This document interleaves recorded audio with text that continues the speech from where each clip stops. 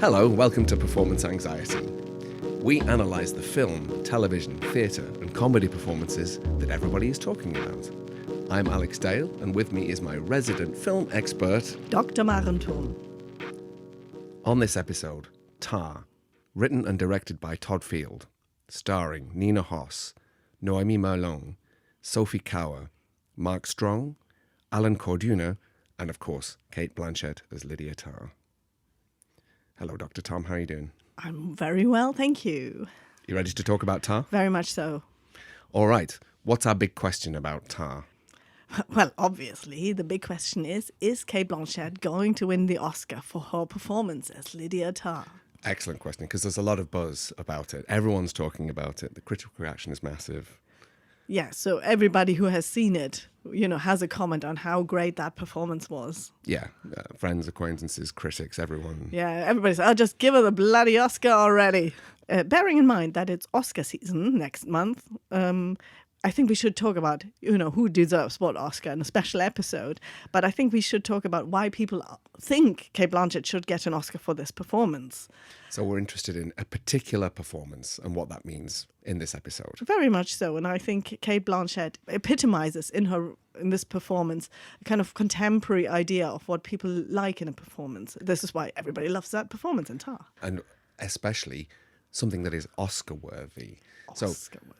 When people say something that it deserves an Oscar, what do you think they're driving at? It's another one of those kind of phenomena where the rules are not very clear, actually, about what people mean, although it's clear what the outcome is, right? So what do you think are the kind of metrics or coordinates that people are using to understand an Oscar-worthy performance?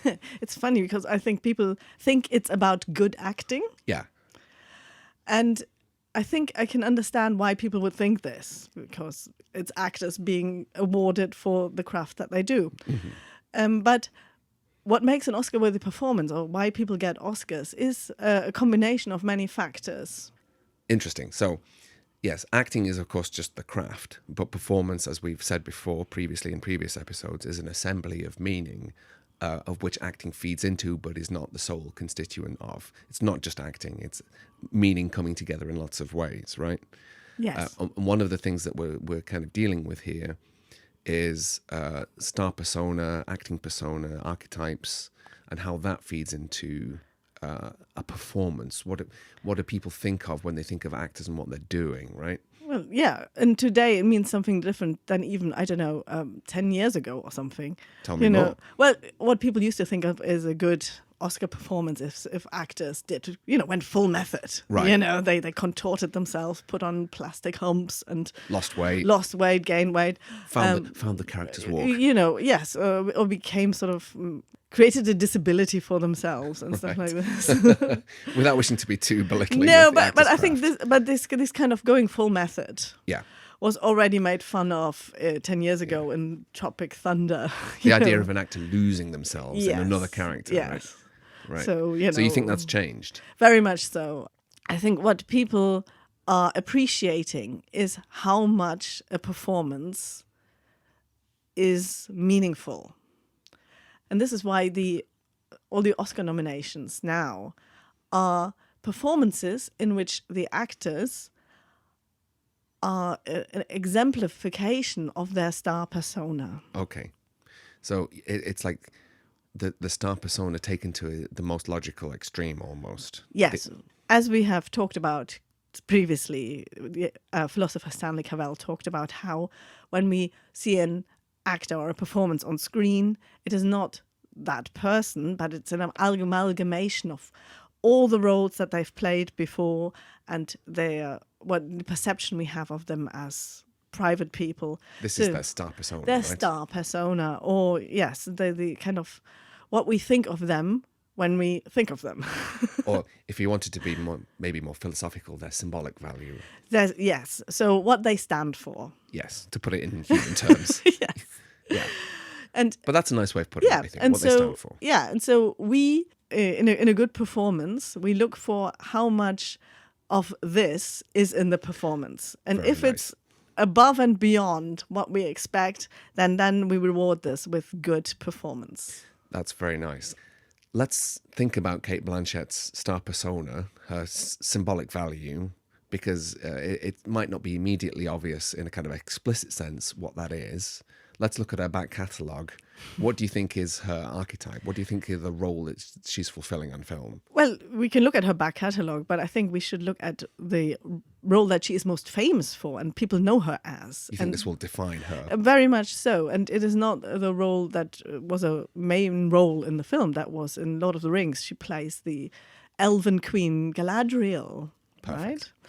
And she plays it well because that's the kind of type she is. You know, all her film roles, she is a woman who is a little bit out of touch, a bit above everybody else. Well, a lot, I think. She's Yeah. high status. So the roles that she plays often see her as a singular person in amongst others. Okay. So, for example, she plays a lot of characters whose name is also the title of the film. Okay, Yeah. interesting. Like Elizabeth or... Elizabeth, what others? Veronica Guerin, Charlotte Gray, Carol?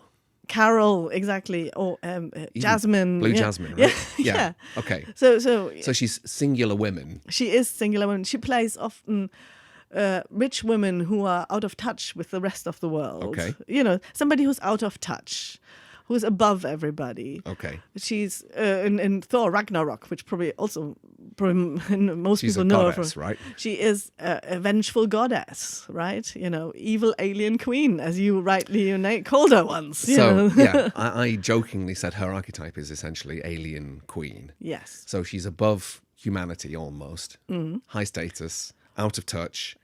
She has authority and power, right? And a kind of intelligence that we ascribe her with. Kind of spooky intelligence almost.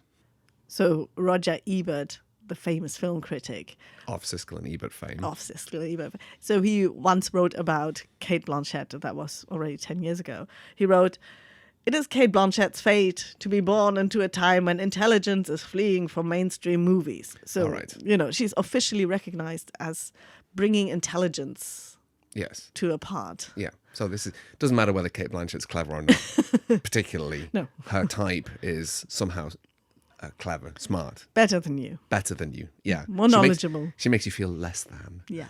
That's a millennial kind of term phrase. Well, it might be useful for the discussion. Yeah, maybe.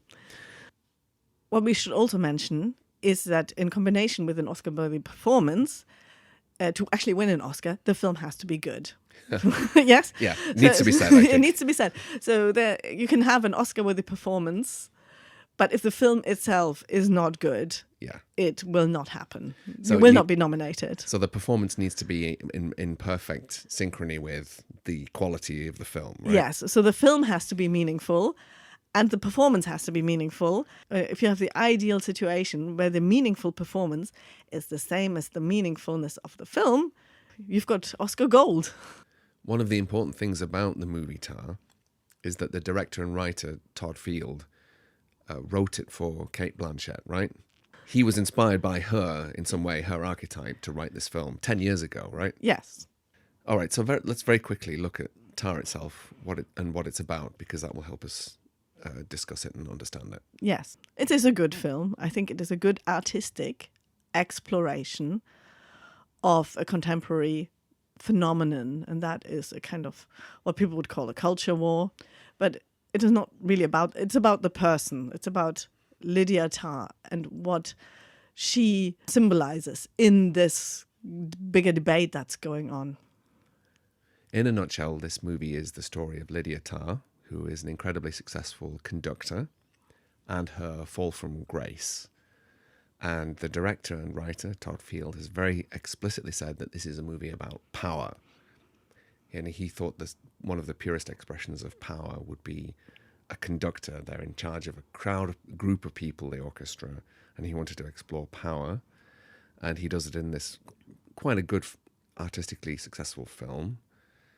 One of the things people are really talking about and picking up on in relation to this film is the idea of cancel culture.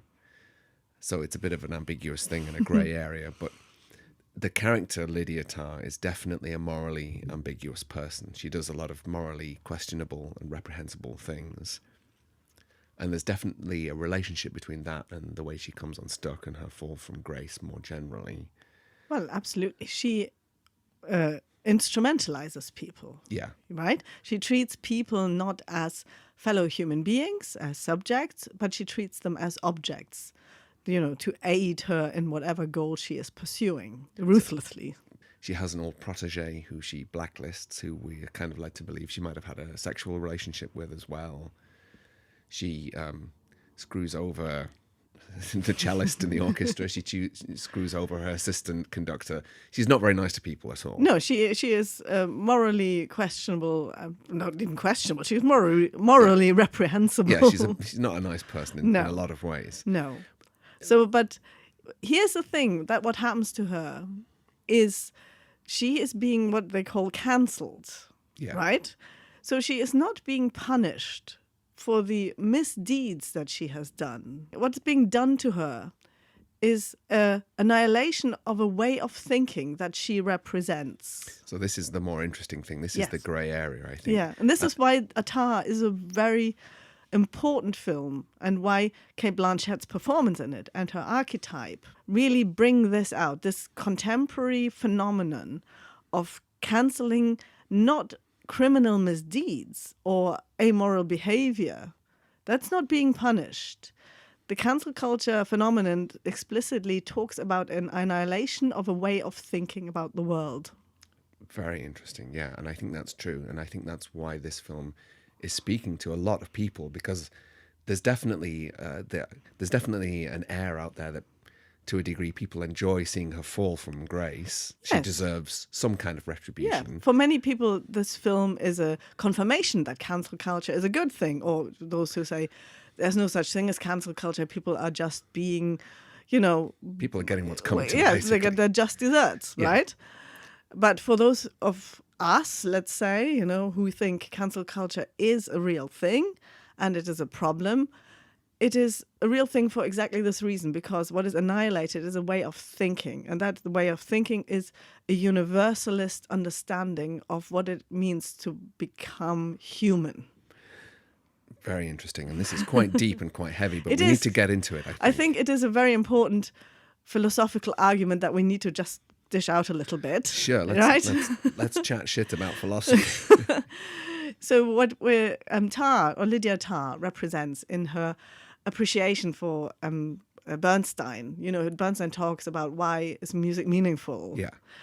And this is a way of thinking that is a kind of European traditionalist way of understanding what it means to become a human being. So yeah. I think it's fair to say that up until fairly recently, this was not a contested way of thinking about things, that human beings all have essentially humanity in common with one another, right? Yeah, so we all have the same human potential. Yeah. So philosophers from Hegel to Marx to Freud saw being a human being as a way of just, continuous becoming. We continuously change and evolve and become anew by the way we encounter the world and other people. Every encounter that we have as human beings changes us. And we could even go further, because part of this process is you can choose to do it as well. So we are rational agents working on ourselves. We're subjects. We can change ourselves through choice. We can have goals. Yeah, and what especially Marx saw, and following Hegel, was that humanity should use this ability that's inherent in its nature. Yeah. To strive to make humanity better. Reason. Yeah. Reason, yeah. The goal is to make the living and the world better for all human beings. Yeah, to fulfill human potential. And for this to happen, we must acknowledge that some ideas are better than others. So this is where we get into the... Yes. Yeah, this is where it starts to get tricky, is because what you mean is you have to discriminate. You have to discriminate. You have to say that things like democracy is better than, some of the alternatives. Some of the dictatorship or something. Right? Yeah. You have to say that ideas like freedom and progress are necessary and better than conservatism and regression and stuff like this. Let's say. That's okay. So you have to admit that some things are better than others. You have to discriminate. So let's think about that in the context of this film in particular. What is it that Lydia Tarr is doing with her kind of this by today's standards, slightly antiquated universalist standpoint, right? So you can see her, there's a scene that's doing the rounds, a very snipped meme almost, where she's trying to teach a young composer how to, not a composer, a young conductor how to conduct, but she's challenging about the kind of music that he listens to and wants to aspire to. What do you think's going on more generally in the film about the idea of, mastery and betterment and improving and all of those things? So here Lydia Tarr holds a specialist class at Juilliard, Okay. the famous school in New York. Yeah, By the way, but these are all conducting students who, represent a new kind of way of thinking that is not universalist. They're all obsessed with marginalized composers who have not had their say. They're all interested in kind of identitarian music. So when Tarr comes along and says, no, appreciate Bach, she indirectly asks the students to change, to grow, to become better, to think outside the person that he is, which he claims he's a BIPOC, non-pangender individual, and he wants to fulfill this identity. And Lydia Tarr says, no, think outside this. You transcend this identity. Yeah. This is why you need to listen to Bach, because Bach is a composer who embodies a transcendence of the self. So the tricky thing here is that she is challenging him, and there is definitely a power imbalance here because she knows more than him.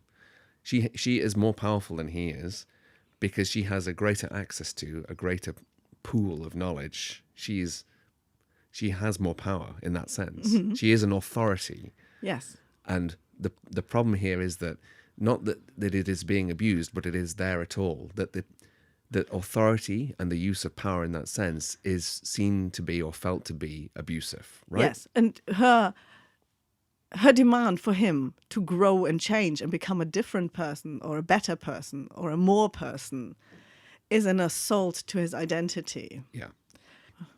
So what we see is a kind of new cultural clash in which the old ideas of universalism, where human beings become, there's progress, we change and grow and become more than ourselves, is being not just questioned, it's being annihilated. I think that's the key thing. It's it's annihilation. It's being done away. It's cancelled. Yeah. It's being annihilated in a kind of very Philistine way. So the student has nothing to say to Lydia Tarr's suggestion, grow, become better, transcend. He just calls her a bitch because she doesn't recognize his lived reality or lived experience. That is definitely one of the most interesting aspects of the film, is she ends up essentially a non-person. She ends up in an anonymous Asian country somewhere conducting a video game score to a bunch of cosplayers. So she is cancelled. But I think what they were going after in Lydia Tarr was not so much her abuses of power, but the fact that she stood for power at all, that she had authority, and that's what they wanted to erase, really, in fact, and they successfully do so. And the reason I'm posing it in this way is because it relates precisely to the persona that Cate Blanchett brings to these kind of roles as otherworldly authority. So this is why this is an important moment, why it's an important film. You can see how an old mode of being, where a subjectivity, an individual person, represents something bigger than themselves, is essentially challenged to the point of annihilation, simply because the idea that somebody can be an authority is problematic. Yeah, so she is annihilated as an alien queen in the same way she is annihilated, well, not annihilated, but done away with in Ragnarok. She has to be defeated, right? Well, I've not seen Ragnarok, but I'll take your word for it. What do you think then this means for the film as a whole, the conversation around the film, the Oscar buzz, all of those things? What are your takeaways from all of this? I think here we have this perfect combination of a film that is meaningful, and is meaningful because of the performance of Cate Blanchett, who in this film is the epitome of Cate Blanchett. It's Cate Blanchettness to 120. Non plus ultra. Non plus ultra Yeah. Cate Blanchett. And this is what we think of now as an Oscar-worthy performance. We get like the most Cate Blanchett we can ever get. So she is the most alien queen she can possibly be in this film. And what makes it compelling is that it comes head-on collision with the idea, the very contemporary idea that archetype needs to be done away with and annihilated, right? Yeah, so the sheer idea that a person can embody authority by the virtue of talent or knowledge, right, is in itself questioned. It's not just that she abuses this power, but that she has it in the first place through these virtues that are not part of her life story. Her life story is boring. She is a little girl from Staten Island who has changed her name with a pretentious accent on the A, right? Yeah. And that's her life story, and it's not good enough. Yeah, and she has access to something greater outside herself. Yes, the music was her way of becoming a better person. Yeah, transcendence. To transcendence, exactly. She has grown, she has changed, and she is keen for people to join her in this experience. And for this, she becomes ruthless about this.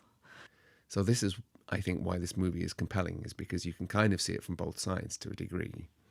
Yes, you can see how she abuses her power and that she gets her just deserves. You know, the cancel culture is good in that respect because it gets rid of people like this. They have no place in our egalitarian society. Seen from that point of view, yes, let's say. Right? Exactly. And the other side can see the horrible Philistinism in not punishing the crime, but punishing the way of thinking about human beings as being able to transcend who they are. All right. Will she get the Oscar? Good question. Maybe. Maybe not. Maybe not. She already has an Oscar for Blue Jasmine, and all the other nominees haven't. I think what we wanted to illustrate is what it takes for an Oscar-nominated performance. To be Oscar-nominated. What are the criteria? What are the criteria? Yeah. So all of the nominees fulfill that principle. I think we can talk about it in our Oscar episode.